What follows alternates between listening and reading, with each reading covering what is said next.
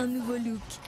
Onglerie, coiffure et coupe tendance, coiffure mariée, tissage et extension cheveux, lissage brésilien, extension cils, maquillage. Luminel Béouric, Verescalien 4 foot. Salon de beauté Luminel vous présente le journal.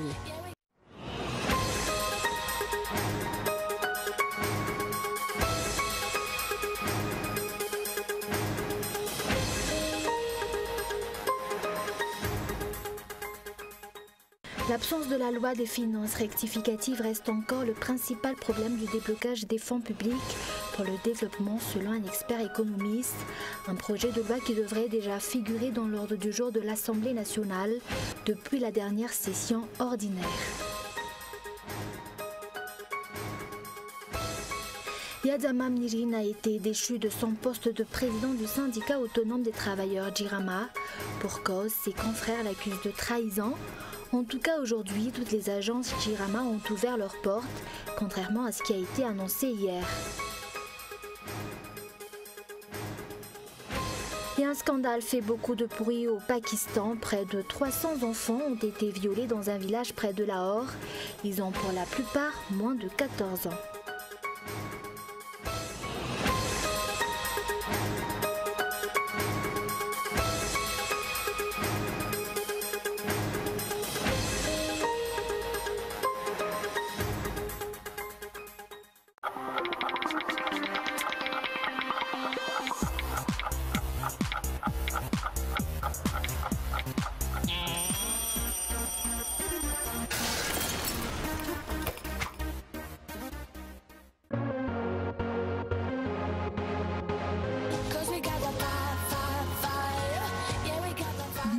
Un nouveau look. Onglerie, coiffure et coupe tendance, coiffure mariée, tissage et extension cheveux, lissage brésilien, extension cils, maquillage. Luminel Béouric, Verescalien 4 foot. 034 01 816 59 033 11 859 98. Luminel, osez être la plus belle.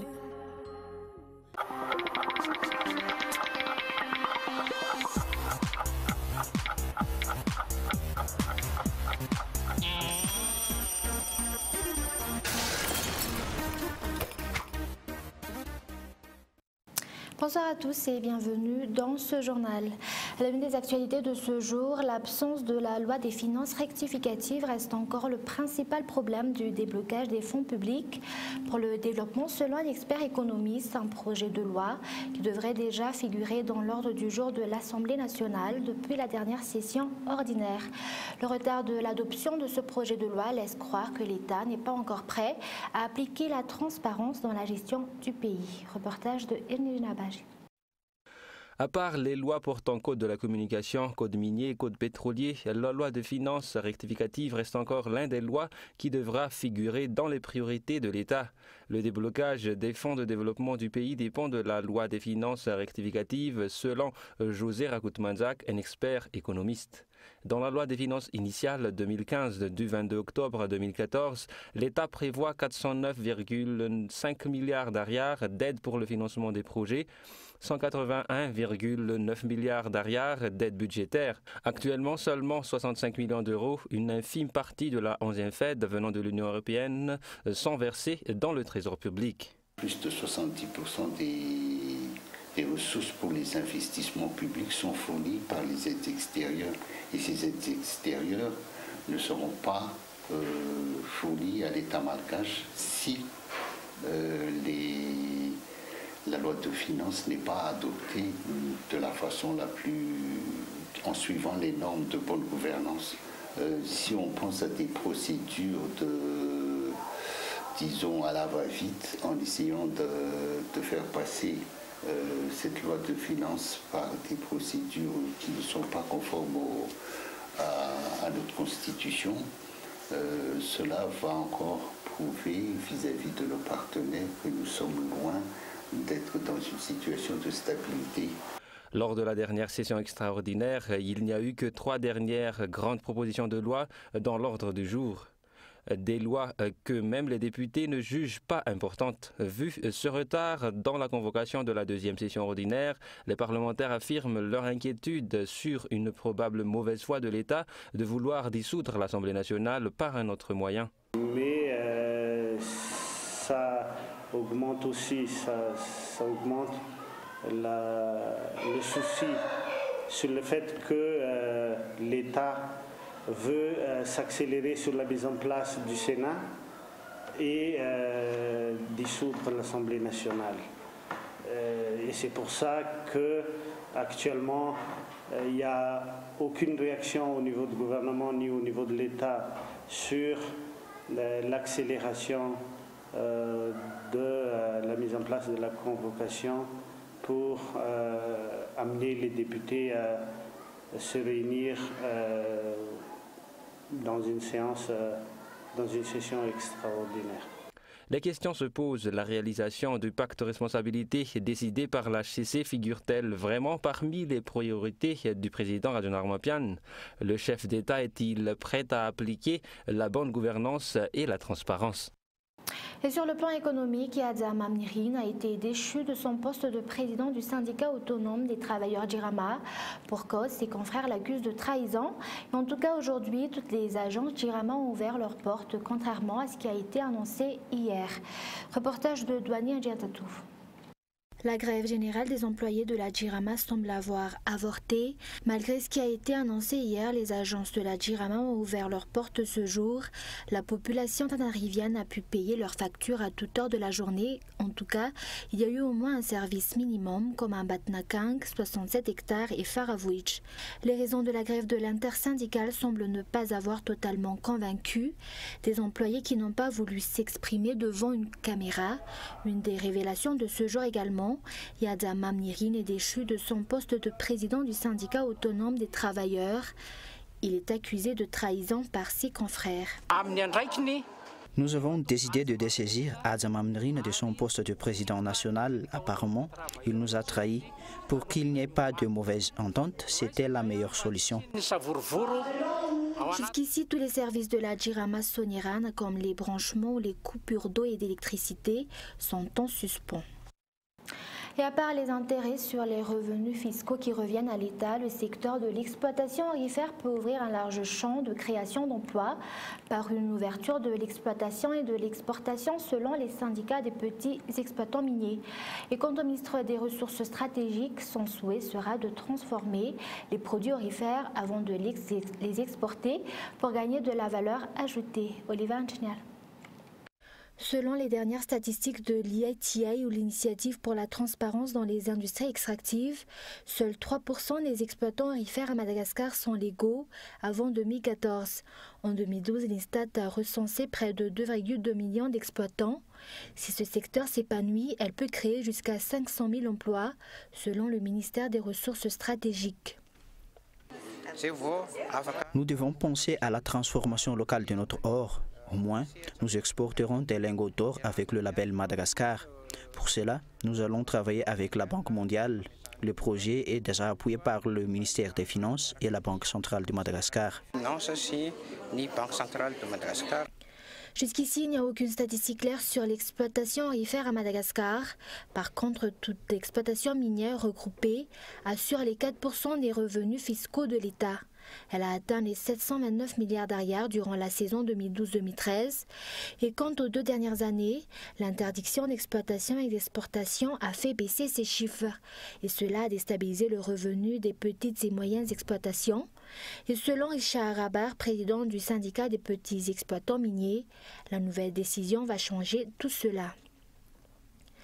En 2014, les taxes payées par les exploitants miniers ont atteint 14% par rapport à l'année 2011, selon l'enquête menée par l'IITI.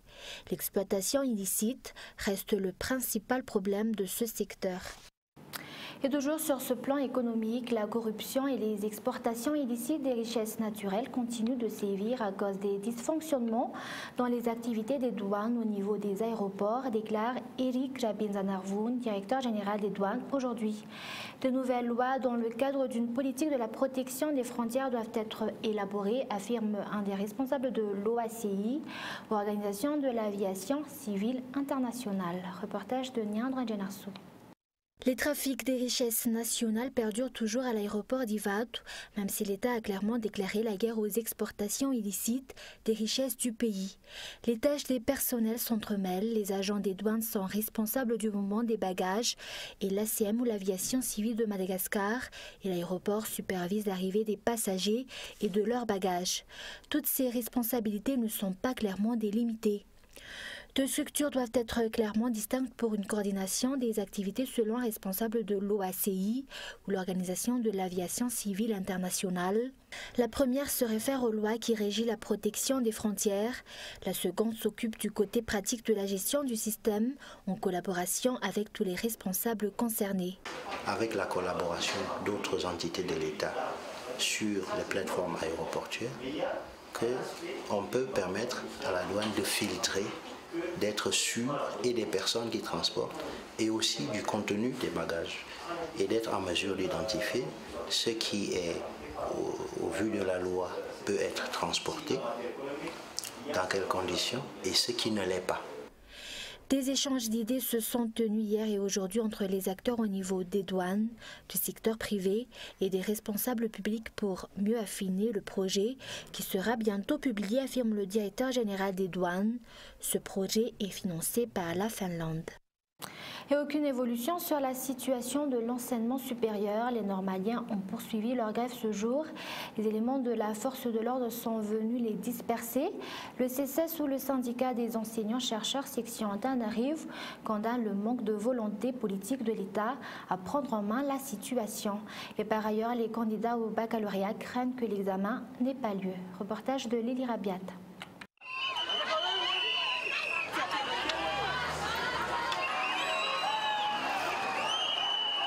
Les étudiants de l'école normale supérieure ont poursuivi leur grève ce jour un peu flou. Ils revendiquent la reprise des cours dans les plus brefs délais. Les éléments des forces de l'ordre sont aussitôt venus sur les lieux. Et de l'autre côté, les enseignants-chercheurs membres du CSS insistent et maintiennent leurs revendications. Ils n'ont pas encore perçu leurs droits, notamment les indemnités, ni bénéficié de la nouvelle grille indiciaire que l'État aurait dû appliquer depuis le mois de juillet. Jusqu'ici, seule la faculté de médecine a fini son programme.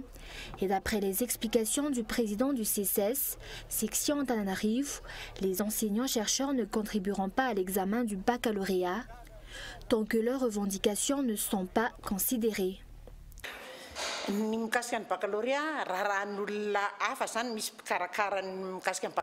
Concernant l'examen du baccalauréat, l'Office du baccalauréat en est le principal responsable et organisateur. Nous, enseignants-chercheurs, nous avons aussi une part de responsabilité, mais nous n'y participerons pas si nos revendications ne sont pas satisfaites avant l'examen.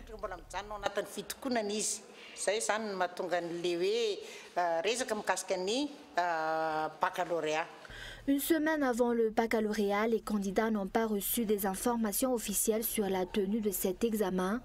Pour les candidats que nous avons rencontrés, ils continuent leur révision.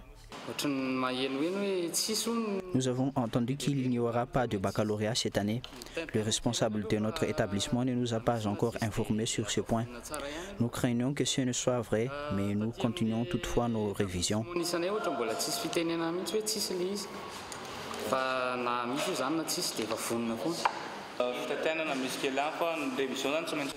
L'État doit trouver une solution et faire en sorte que l'examen se réalise. On risque de perdre une année pour rien.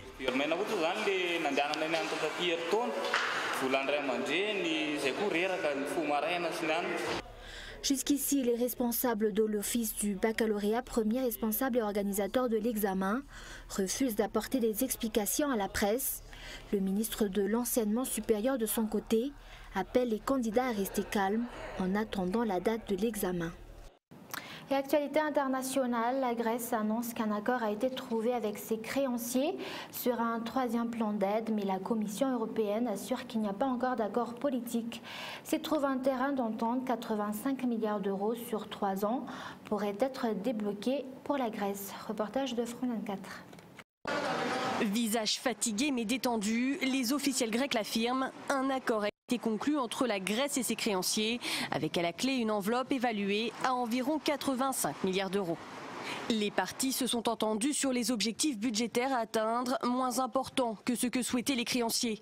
Dégager un excédent de manière progressive pour atteindre les 3,5% en 2018. Il y a encore quelques détails à régler, mais nous y sommes presque. Des questions qui concerneraient notamment le fonds de privatisation souhaité par les créanciers et le sort des créances douteuses qui plombent le secteur bancaire du pays. La Commission européenne a de son côté tempéré cette annonce et affirme qu'il reste encore à faire, cette fois sur le plan politique. Les institutions et la Grèce sont parvenues à un accord technique de principe et les discussions se poursuivent sur certains détails. La prochaine étape est de parvenir à un accord politique. Un accord d'autant plus important qu'il y a urgence. La Grèce, toujours soumise à un strict contrôle de ses capitaux, a besoin d'argent. Sa dette représente 180% de son PIB, mais surtout Athènes se doit de rembourser avant le 20 août la somme de plus de 3 milliards d'euros auprès de la Banque centrale européenne. Le marathon continue donc pour la Grèce et le rythme ne faiblit pas. Le texte sera soumis au Parlement dès cet après-midi avec pour objectif un vote ce jeudi. Le déblocage de ce troisième plan d'aide permettrait ainsi au pays de remplir ses obligations. Et un scandale fait beaucoup de bruit au Pakistan. Près de 300 enfants ont été violés dans un village près de Lahore. Ils ont pour la plupart moins de 14 ans. Ils auraient été filmés en plein sévice par des hommes qui extorquaient ensuite de l'argent à leurs parents. Reportage de France 24. La police a trouvé dans ce village des centaines de vidéos. Des films où apparaissent des enfants contraints à des rapports sexuels entre eux ou se faisant violer par un ou plusieurs hommes. La police a enregistré les premiers dossiers d'inculpation et a arrêté quelques-uns des accusés. D'autres accusés sont en liberté provisoire. Ce lundi, la police a arrêté 6 hommes, portant à 12 le nombre de personnes détenues sur les 25 agresseurs identifiés. Les coupables présumés auraient extorqué de l'argent aux familles des victimes. Elles devaient les payer pour que ne soient pas diffusées les vidéos sur lesquelles apparaissaient leurs enfants. Les avocats en charge du dossier accusent la police de collusion avec les agresseurs. Ces vidéos qui ont été tournées sont d'une extrême cruauté. Il n'est pas possible avec nos services de renseignement que l'État n'en ait pas eu connaissance. Dans un premier rapport la semaine dernière, les autorités locales avaient rejeté les allégations d'abus et les avaient qualifiées d'infondées. Mais l'ampleur du scandale a fait réagir jusqu'à la tête de l'État. Nawaz Sharif a fait part dans un communiqué de sa douleur et de sa colère. Le Premier ministre pakistanais a promis qu'aucun passe-droit ne sera accordé aux coupables. Et un rappel des grands points développés dans ce journal. Aucune évolution sur la situation de l'enseignement supérieur. Les normaliens ont poursuivi leur grève ce jour. Les éléments de la force de l'ordre sont venus les disperser. Et Yadza Mamnirin a été déchu de son poste de président du syndicat autonome des travailleurs d'Irama. Et pour cause, ses confrères l'accusent de trahison. Et en tout cas, aujourd'hui, toutes les agences d'Irama ont ouvert leurs portes, contrairement à ce qui a été annoncé hier. Et enfin, un scandale qui fait beaucoup de bruit au Pakistan. Près de 300 enfants ont été violés dans un village près de Lahore. Voilà, c'est la fin de ce journal. Merci de l'avoir suivi. Bonne soirée sur COTV.